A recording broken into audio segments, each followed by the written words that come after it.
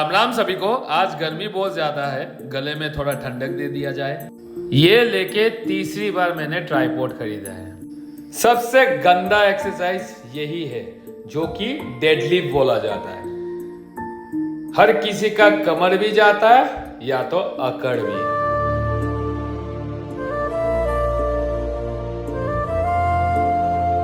कितने अरसों हो गए डेडलिफ्ट मारे हुए।